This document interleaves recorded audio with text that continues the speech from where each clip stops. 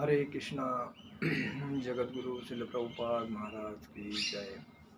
नमः ओम विष्णुपादाय कृष्णप्रेष्ठाय भूतले श्रीमते भक्ति वेदांत स्वामी नित्यानंद। नमस्ते सारस्वते देवे गौरवाणी प्रचारिणे निर्विशेष शून्यवादी पाश्चात्य देशतारिणे।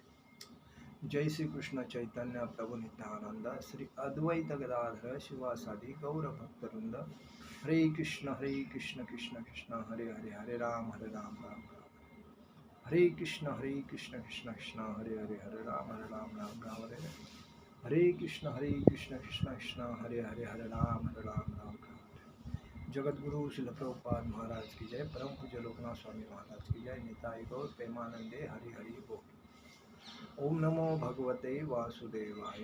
ओम नमो भगवते वासुदेवाय। ओम नमो भगवते वासुदेवाय। आज हम लोग भगवत गीता के ऊपर चर्चा करेंगे। भगवत गीता में 11वां अध्याय में हम चर्चा करेंगे।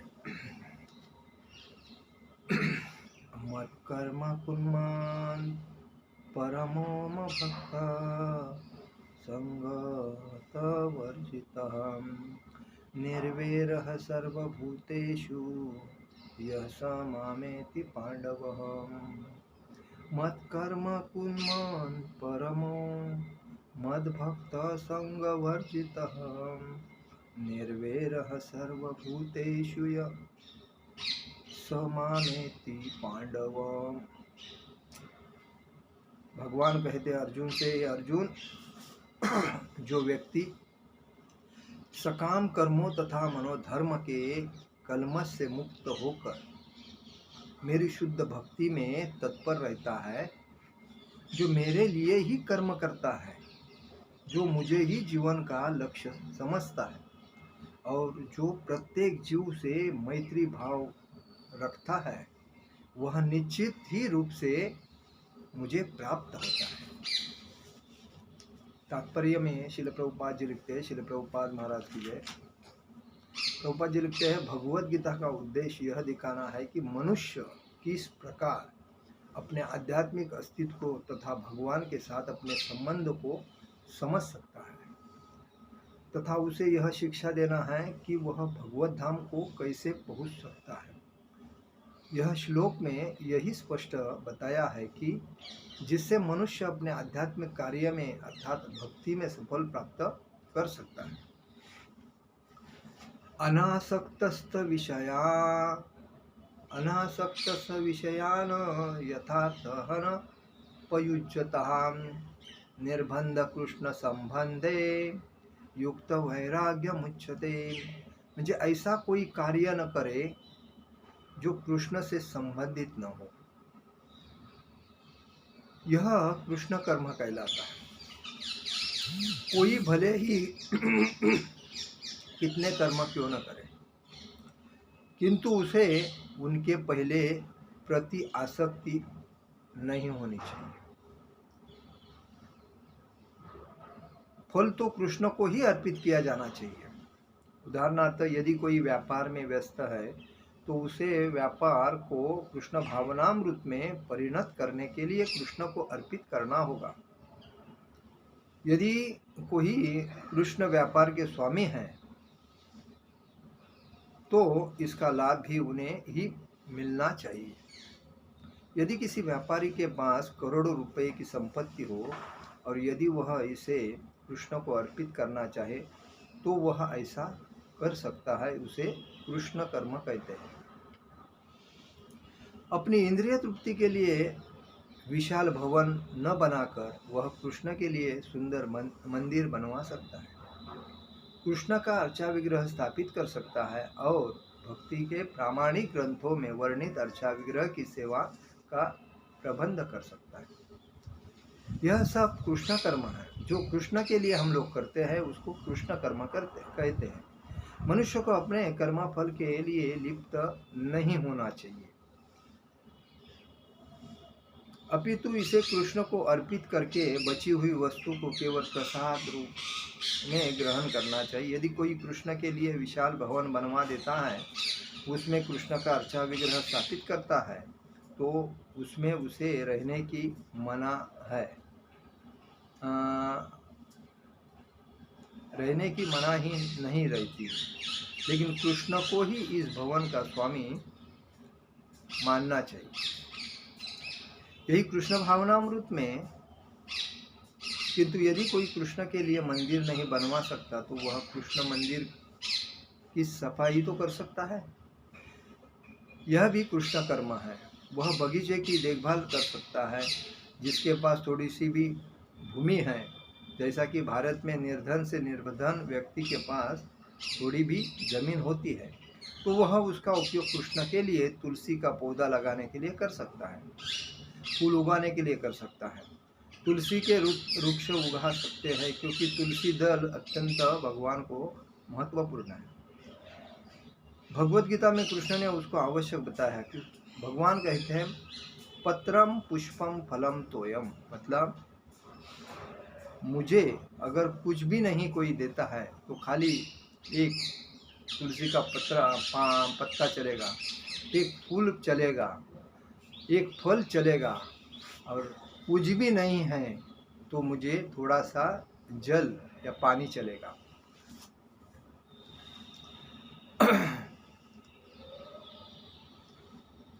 पत्र विशेष रूप से तुलसी का ही होना चाहिए। मनुष्य को चाहिए कि वह तुलसी का पौधा लगाकर उसे सिंचे, और गरीब से गरीब व्यक्ति भी अपने को कृष्ण से सेवा में लगा सकता है। ये कतिपय उदाहरण है जिसे कृष्ण कर्म है में लगा जा सकता है। मत परम, हाँ, ये शब्द ऐसे कहता है कि शब्द उस व्यक्ति के लिए आता है जो अपने जीवन का परम लक्ष्य भगवान कृष्ण के परमार्थ में उनकी संगति करना मानता है। मत परम, इसका अर्थ भगवान की संपूर्ण त्याग करके भगवान की संगति करना, यही है। परम धाम में उनकी संगति करना यही है। ऐसा व्यक्ति चंद्र सूर्य स्वर्ग जैसे उच्चतर लोगों में अथवा ब्रह्मांड के उच्चतर स्थान ब्रह्मलोक तक में भी जाने का इच्छुक नहीं रहता। उसे इसकी तनिक भी इच्छा नहीं रहती। इसकी आसक्ति तो आध्यात्मिक आकाश में जाने में रहती है।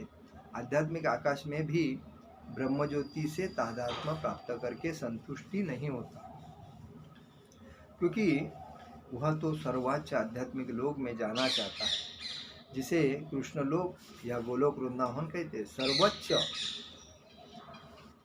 सर्वोच्च आध्यात्मिक लोक मतलब कहाँ है, तो गोलोक वृंदावन या भागवत धाम, कृष्ण लोक, भागवत धाम। उसे लोक का पूरा ज्ञान रहता है, वह अन्य किसी लोक को नहीं चाहता। जैसा ही मदभक्त शब्द में से सूचित होता है कि वह भक्ति में पूर्णतया रत रहता है। मदभक्त का अर्थ क्या है?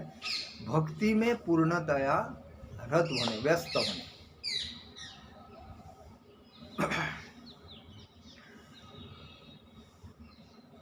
विशेष रूप से वह नवविधा भक्ति आत्मसात करता है। नवविधा भक्ति क्या है? श्रवण, कीर्तन, स्मरण, पाद सेवन, अर्चन, वंदन, दास्यम, सख्यम और आत्मनिवेदन। मतलब श्रवण करने, भगवान की कथा, भगवान के श्लोक, भगवान के जप, श्रवण करने, कीर्तन करने, घर में मुद्दम का करता लेके सबको लेके कीर्तन करने, स्मरण करने, भगवान के भक्ति का स्मरण करने, भगवान के बुक्स पढ़ने, उसके बाद पाद सेवन, चरण स्पर्श करके उनका ग्रहण करने, तीर्थ ग्रहण करने, अर्चन, पूजा करने भगवान की, वंदन, भगवान को दंडवत साष्टांग नमस्कार करने, दास्यम, भगवान का दास बन के हर चीज़ भगवान के लिए करने, सख्य म्हणजे सखा भाव का मित्रता रख के भगवान के लिए सब कुछ करने, और आत्मनिवेदन, अपने हृदय से भी भगवान को निवेदन मतलब दंडवत करने, और इसमें से कोई भी एक करेगा तो भी भगवान से प्रसन्न होता है। तो भक्त के इन 9 साधनों में लगा रहता है। मनुष्य चाहे तो इन 9 साधनों में से रत रह सकता है, अथवा 8 में, 7 में, नहीं तो कम से कम 1 में तो रत रहता है। तब वह निश्चित रूप से कृतार्थ हो जाएगा। संघवर्जित यही है कि मनुष्य को चाहिए कि ऐसे लोगों से संबंध तोड़ ले जो कृष्ण के विरोधी हैं। देखिए, ऐसे लोग संगति कभी भी करनी है तो एक शुद्ध भक्त जैसे होते हैं, एक पारदर्शक एकनिष्ठ भक्त होते हैं, वो चल बिचल नहीं होते हैं। आज ये भगवान को, कल वो देव कथा को, परसों उधर, ऐसे जो होते हैं वो चल बिचल भक्त होते हैं। वो स्वार्थ के लिए भक्ति करते हैं, भगवान के ऊपर निष्ठा नहीं रहते। एकनिष्ठ जो भक्त होते हैं वो चल बिचल नहीं होते, वो शुद्ध होते हैं और वो दूसरे के बारे में नहीं सोचते, खाली भगवान के बारे में सोचते। ऐसे शुद्ध भक्तों की संगति करना चाहिए। इधर दिया है कि भगवान के विरोधी भगवान का नाम नहीं लेते हैं, भगवान के गुणगान नहीं करते हैं, भगवान का प्रचार में उनको अच्छा नहीं लगता, ऐसे लोगों से कभी भी दोस्ती नहीं करना चाहिए। जो भी कृष्ण के विरोधी है, न केवल नास्तिक लोग कृष्ण के विरुद्ध रहते हैं, अभी तो वे भी है जो सकाम कर्मों तथा मनोधर्म के प्रति आसक्त रहते हैं। मतलब भगवान के भक्ति में आते हैं, लेकिन कोई चीज़ की उनको ज़रूरत रहती है, कोई इच्छा तृप्त करने के लिए आते हैं। तो ऐसे जो लोग रहते हैं तो उनसे कभी भी हमें लंबा रहना चाहिए। शुद्ध भक्त का मतलब है कोई आसक्ति नहीं, कोई इच्छा नहीं, कोई आकांक्षा नहीं, खाली भगवान की सेवा, यही उनकी इच्छा है। वही शुद्ध भक्त होता है। दिवस 3 में उनके सिवा कोई चर्चा नहीं, उनके नाम से सिवा कोई बात नहीं, वही शुद्ध भक्त होता है।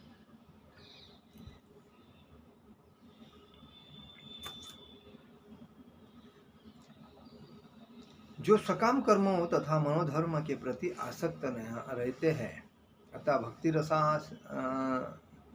भक्ति रसामृत सिंधु में कहा गया है कि अन्याभिलाषिता शून्य ज्ञान कर्माध्यनावृतम आनुकूलेन कृष्णानुशीलन भक्तिरुत्तमा। म्हणजे इस श्लोक में कहा गया है, रूप गोस्वामी स्पष्ट करते हैं कि यदि कोई अनन्य भक्ति करना चाहता है, अनन्य मतलब कंटिन्यू भगवान के नाम स्मरण में, भगवान के सिवा दूसरा कोई किसी बात का उसको बात नहीं, उसे समस्त प्रकार के भौतिक कर्म से मुक्त होना चाहिए।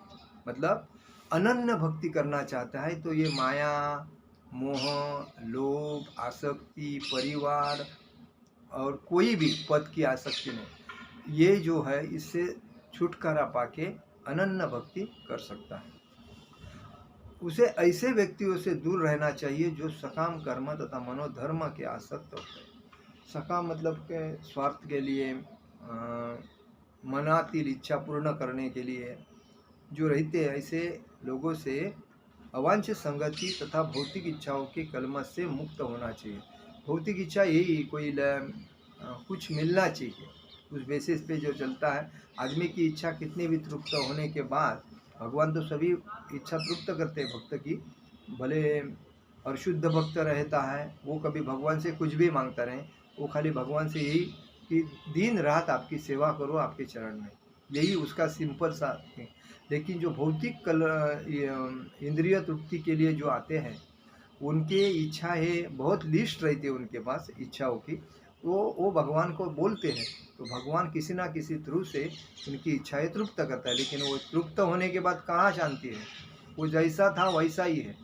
तो ऐसे वक्तों से लंबा रहना चाहिए, वो अपने स्वार्थ के लिए कुछ भी करते हैं। भौतिक इच्छाओं से कलमश से मुक्त होने पर भी वह कृष्ण ज्ञान का अनुशीलन कर सकता है, जिसे शुद्ध भक्ति कहते हैं। जो सकाम कर्म तथा मनोधर्म में आसक्ति, ऐसी अवांछित संगति तथा भौतिक इच्छाओं के कलमश से मुक्त होने पर भी वह, मतलब इच्छा है लेकिन भगवान की भक्ति छोड़ना नहीं चाहिए, जिसे शुद्ध भक्ति कहते हैं। अनुकूलस्थ संकल्प प्रातिकूलस्थ वर्जनम, ये इसका मतलब क्या है?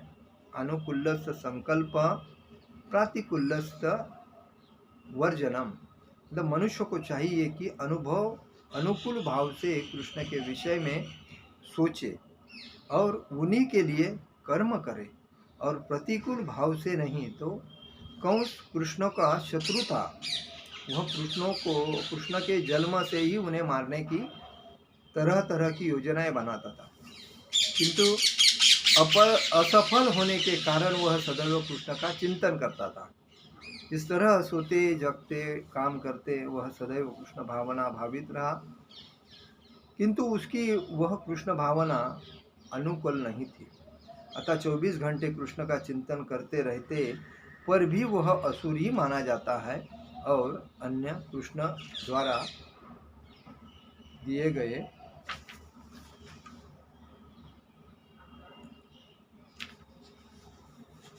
मार डाला गया। देखो क्या होता है, दो प्रकार के भक्त होते हैं, एक स्वार्थ के लिए आते हैं, एक निस्वार्थ के लिए आते हैं। अभी इधर क्या दिया है कि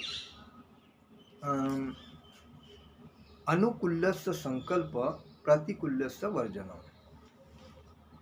मतलब कोई भक्त ऐसे रहते कि स्वार्थ के लिए भगवान के नाम स्मरण करते, जैसा कंस था, जैसा रावण था, ऐसे जो भक्त होते तो अपना कुछ फायदा होना चाहिए, इसीलिए वो मतलब कंस को तो भगवान को मारना था, इसीलिए दिन रात उसका नाम लेता था, लेकिन वो फिर भी भगवान ने उसको मार के मोक्ष प्राप्ति दे दिया। क्यों?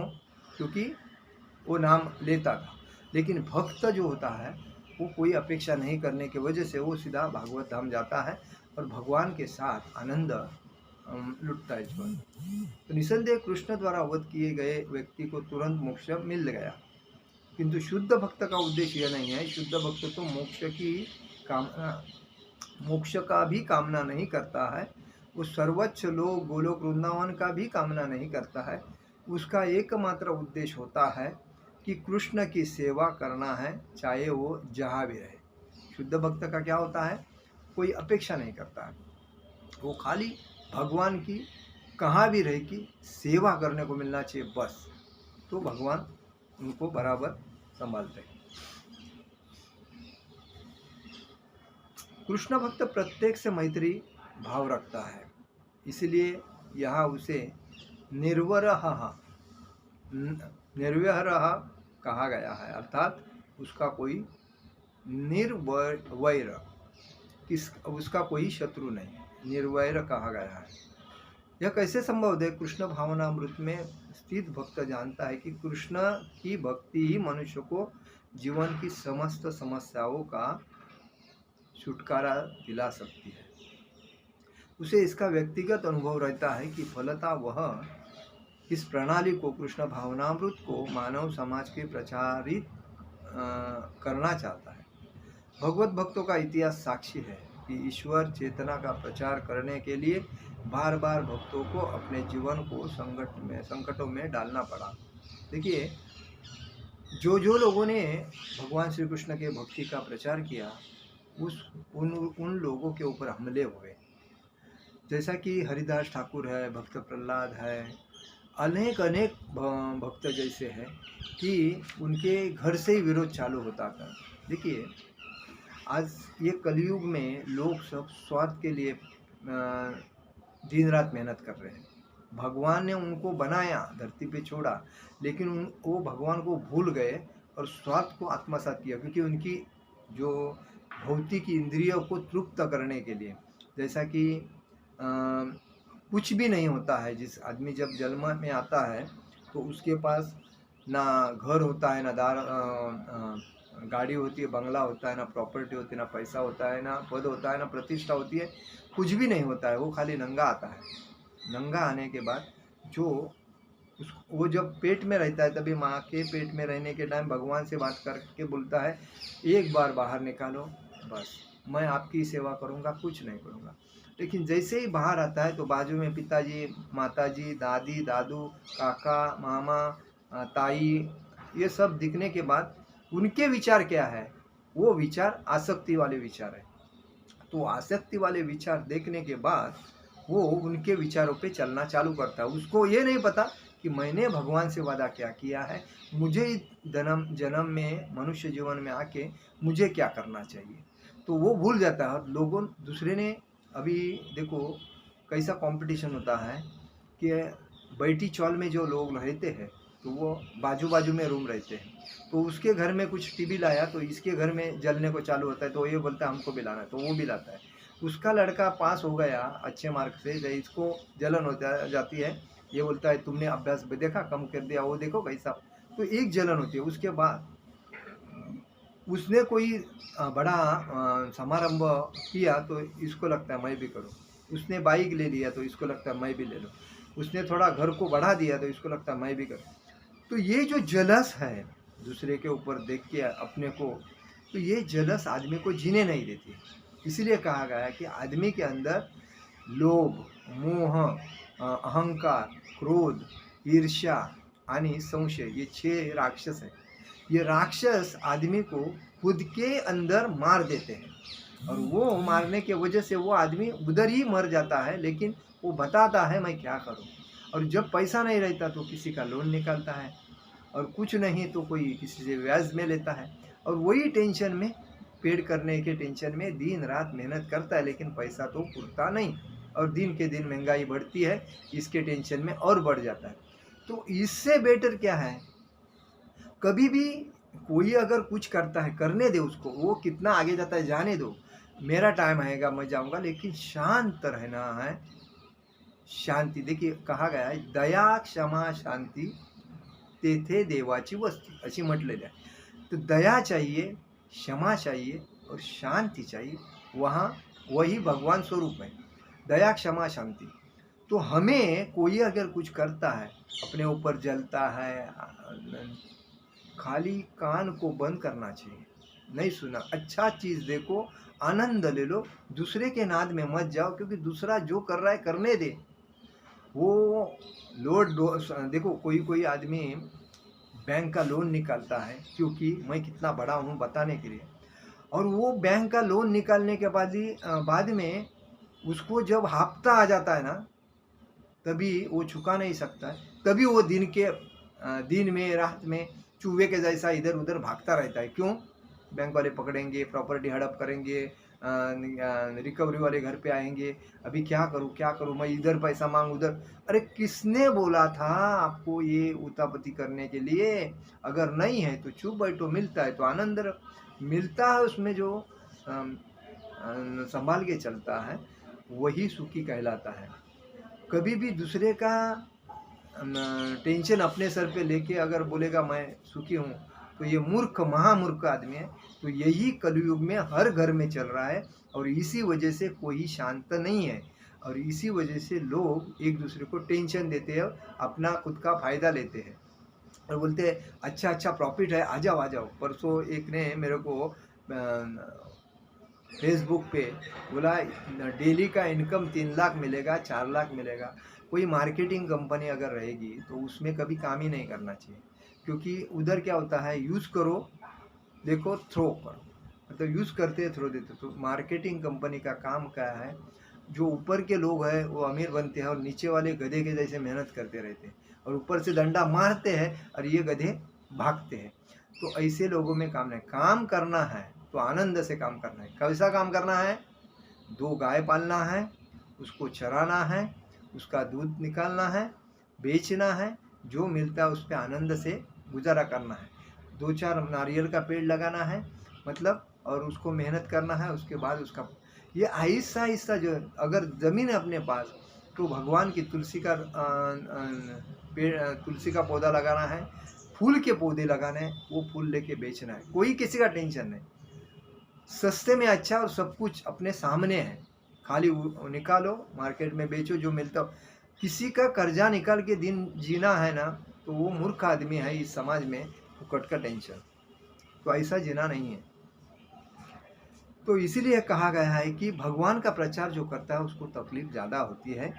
इसमें बताया है कि जीसस क्राइस्ट ये भगवान का दूत बन के आए थे। जीसस मतलब क्रिश्चियन धर्म का जो 2000 साल पहले जिन्होंने किया, वही क्रिसस क्राइस्ट, वो 2000 साल पहले आए, उन्होंने क्रिस्ती धर्म स्थापन किया, और उन्होंने लोगों को बताया कि आपको ऐसा चलना है, शांति से रहो, आक्रोश मत करो, लेकिन लोगों ने उनको सुना नहीं सुना, क्योंकि लोग बोलने लगे अरे कैसा पागल आदमी आया है, हमको अलग अलग बात बता रहा है। उसको ही लेके सूल पे चढ़ा के किले मार के उनको भेज दिया। तो उसके बाद मैं मोहम्मद पैगंबर आया। मोहम्मद पैगंबर आया, उसने मुस्लिम मतलब उसमें मुस्लिम सर्व भगवान के ही दूत थे, पार्षद थे, वो भक्ति का प्रचार करने के लिए थे। इसमें उनके जो नज़दीक जो थे उन्होंने उनके विचार बाजू में रख के दूसरे विचार डाल दिए। जो विचार डाले हैं तो ऐसे डाल, आज तक लोगों को तकलीफ हो रहा है सनातन धर्म के लोग हिंदुओं को, उसके वजह से आज तक, क्योंकि वो स्वार्थ वृत्ति थी और वो नरक में जाने की वृत्ति थी। जैसा कि मांस खाओ, 4-4 शादी करो, बच्चे 10-15 निकालो, उनका कोई ठिकाना नहीं, कौन किधर क्या कर रहा है, पढ़ाई लिखे पे ध्यान नहीं, खाली लूटो काटो खाओ चलो, यही उसका व्यवहार है। तो उसने मुस्लिम का स्थापना किया धर्म की, वो 1400 साल पहले हुआ। उसके बाद बौद्ध जे आहे, बौद्ध धर्म जो स्थापन हुआ वो शांति का धर्म था। उसमें प्राणी की हत्या करना नहीं चाहिए, कभी किसी को तकलीफ नहीं देना चाहिए, शांति से जीवन जीना चाहिए। बौद्ध जैन धर्म में वही है कि शांत रहो, दूसरे को मदद करो, दूसरे का कभी गलत सोचो मत, भगवान के दरबार में आपका भी भला हो जाएगा, वो शांति। तो ये क्रिश्चियन, मुस्लिम, बौद्ध, जैन ऐसे जो ये धर्म की स्थापना हुई, तो ये अभी मतलब ये 2000, 1400, 1600, 22 मतलब 6000 ऐसे साल में इनका स्थापन हुआ। और इसी वजह से लोग समझते नहीं कि हमारा पहले से जो धर्म है वो कौन सा है, हिंदू सनातन धर्म। इसमें सर्वश्रेष्ठ कौन है, सर्वश्रेष्ठ वैष्णव और ब्राह्मण है। तो ब्राह्मण का प्रथम बहुत प्रचार होता था भक्ति का, लेकिन जब धर्म अपना अपना स्वार्थ लोगों के सामने प्रचार करने लगे, तभी हिंदू धर्म डाउन हो गया। डाउन होने के बाद जब लोग हिंदू धर्म को ही नाम रखने लगे, अरे हिंदू धर्म में ऐसा होता है वैसा, और इसीलिए हमारे लोग चल बिचल होने लगे, उनको ज्ञान नहीं। और ज्ञान होने के बाद भी 80-90 साल तो ऐसे, और तभी तो दूसरे के राज्य होने के वजह से देश के ऊपर भक्ति का प्रचार करने का माहौल ही किसको मिला नहीं, क्योंकि जो भक्ति का प्रचार करता था उसको साइड में लेके मारते थे। तो कौन करेगा? तो इसी वजह से लोगों ने हिंदू धर्म की म्हणजे सनातन धर्म की ऐसी अलग अलग रास्ते बनाए, मतलब लोग इधर उधर चलने लगे। इसलिए उसमें से हिंदू धर्म से कितने लोग मुस्लिम हो गए, कितने लोग क्रिश्चियन हो गए, कितने लोग बौद्ध हो गए, कितने लोग जैन हो गए। तो ये क्यों हो गया, किसी वजह से होगा। तो भगवान ने पार्षद को भेजा था भक्ति का प्रचार करने के लिए, लेकिन भक्ति का प्रचार करते करते उनके जो आसपास के लोग थे वो अपने मन से भक्ति का प्रचार करके लोगों को भड़का के लोगों के मन को डाइवर्ट करके ये सनातन धर्म को उन्होंने ठेस पहुंचाई। इसीलिए हिंदू सनातन धर्म पीछे रह गया। तो कहने का मतलब यही है कि प्रहलाद महाराज भी असुर घर में पैदा हुए थे। हरिदास ठाकुर भी मुस्लिम होने के बाद भी उन्होंने कृष्ण भक्ति अच्छा किया था। प्रहलाद महाराज के पिताजी असुर थे, हिरण्यकश्यपु, लेकिन प्रहलाद महाराज यही बोलते थे भगवान विष्णु भगवान कृष्ण ही एक भगवान है, बाकी सब देवता उनके अंदर में काम करने वाले। तो भगवान का नाम स्मरण करो, ओम नमो भगवते वासुदेवाय, हरे कृष्ण कृष्ण कृष्ण हरे हरे, हरे राम राम राम। लेकिन उसके पिताजी कहाँ सुने, कोई नहीं सुना। उसको भी गरम तेल में डाले, पहाड़ के ऊपर से फेंक दिया, बहुत कुछ हाथी के पैर के नीचे डाल दिया, बहुत कुछ। ये हरिदास ठाकुर को जब वो भगवान का नाम स्मरण करता था, चैंटिंग करता था, तो उसको बोलते थे ये नाम क्यों ले रहा है तू, ये देवता नहीं है, ये मनुष्य है। तो वो बोलता था यही देवता है, भगवान श्री कृष्ण ही देवता है। तो उसके वो 3-3 लाख नाम जप करता था, फिर भी उसको पूरे कपड़े वगैरह निकाल के बीन के मार्केट से मार के लोगों ने लेके गया। तो ऐसे हाल अपेष्टा लोगों ने सहन किए, क्यों? तो भक्ति का प्रचार करने के लिए। तो भक्ति का प्रचार करना कोई मामूली चीज़ नहीं है, लेकिन जो प्रचार करता है वही भगवान को बहुत श्रेष्ठ है, सबसे श्रेष्ठ प्रचार करने वाला। क्योंकि कृष्ण भावना में मृत का प्रसार करना चाहते थे और यह कठिन कार्य है। कृष्ण भावना भावित व्यक्ति जानता है कि मनुष्य कृष्ण के साथ अपने संबंधों को भूलने के कारण ही कष्ट भोग रहा है। आज जितने भी हम लोग समाज में देखते हैं तकलीफ सह रहे हैं, टेंशन में है, घर का कोई ठिकाना नहीं, ये क्यों हो रहा है? अगर वो कृष्ण भक्ति में आके खुद को शांत करे, किसी का टेंशन नहीं लेवे, तो वो सुखी बन सकता है। लेकिन बाहर रहने के बाद परिवार का पेट भरने के लिए सुबह से लेकर शाम तक दिन रात मेहनत करने के बाद भी उसका पेट नहीं भरता। इसका मतलब क्या है? वो कृष्ण से अलग है। और दूसरे किसी बापू को, किसी साई को, कोई स्वामी को, कोई महाराज को भगवान मानता है और उसके दरवाजे पे जाके पैर पे नतमस्तक होता है, क्योंकि ये तो भगवान के भक्त भी नहीं होते हैं। तो ऐसे लोगों की भक्ति करके अपना पैसा, अपना टाइम, अपनी शक्ति, अपनी श्रद्धा फुकट क्यों व्यर्थ करना चाहिए? हमें एक ही मालूम पड़ना चाहिए, हम कृष्ण भक्त है। कृष्ण भक्ति का प्रचार मजबूती से करना चाहिए। तो इधर दिया है कि मानव समाज की सबसे बड़ी सेवा होगी कि अपने पड़ोसी को समस्त भौतिक समस्या से उबारा जाए। और कभी भी अपने आजू बाजू में गरीब है और मैं श्रीमंत हूँ, तो मेरा फर्ज बनता है कि उनको सहकार्य करूँ, उनको गरीबी से ऊपर लाऊं, उनको जो चाहिए वो कम से कम उनके पैर पे उनको अगर खड़ा करूँ, तो उनके घर में जो 4 आदमी हैं वो आराम से पेट भर सकते हैं। उनकी मज़ा देखने का काम नहीं करना चाहिए। आजकल समाज में क्या करते हैं, दूसरे की मज़ा देख के अपने को आनंद मिलता है ना, उसमें देखते हैं। खाते हैं अपना लेकिन गाते हैं दूसरे का। तो ये इसी वजह से दूसरे का तो तकलीफ है, उसका थोड़े दिन होता है, लेकिन उसका तकलीफ इसमें आता है और ये तो ज़्यादा तकलीफ सहना लगता है। तो इसी वजह से कहा गया कि अगर किसी की समस्या है, उसको सहकार्य करके उसको समस्या से मुक्त करना चाहिए, उबारा चाहिए। इस प्रकार शुद्ध भक्त भगवान की सेवा में लग सकता है। तभी हम समझ सकते हैं कि कृष्ण उन लोगों पर कितने कृपालु है, जो उनकी सेवा में लगे रहकर उनके लिए सभी प्रकार के कष्ट सहते हैं। यह निश्चित है कि ऐसे लोग इस शरीर को छोड़ने के बाद परम धाम को ही प्राप्त करते हैं। सारांश यही है कि कृष्ण ने अपने क्षणभंगुर विश्व रूप के साथ साथ काल रूप को, जो सब कुछ भक्षण करने वाला है, और यहाँ तक कि चतुर्भुज विष्णु रूप को भी दिखलाया। इस तरह कृष्ण इन समस्त स्वरूपों के उद्गम है। ऐसा नहीं है कि वे आदि विश्वरूप या विष्णु की ही अभिव्यक्ति है, वे समस्त रूपों के उद्गम है। विष्णु तो हजारों लाखों है। इसीलिए कहा गया है, विष्णु के 1000 नाम लेने के बाद एक राम नाम होता है, और राम के 3 नाम लेने के बाद एक कृष्ण नाम होता है। तो कृष्ण क्यों सबसे श्रेष्ठ है? क्षीरोदकशाही विष्णु, गर्भोदकशाही विष्णु, कर्णोदकशाही विष्णु से भी भगवान श्री कृष्ण उच्च है, और इसीलिए कृष्ण भक्ति सर्वश्रेष्ठ है। इसलिए इसे इधर इसलिए बताया है कि, और इसमें सब में कृष्ण भगवान का नाम श्रेष्ठ है, और कृष्ण भगवान का जो रूप है वो श्याम सुंदर ही सबसे श्रेष्ठ रूप है।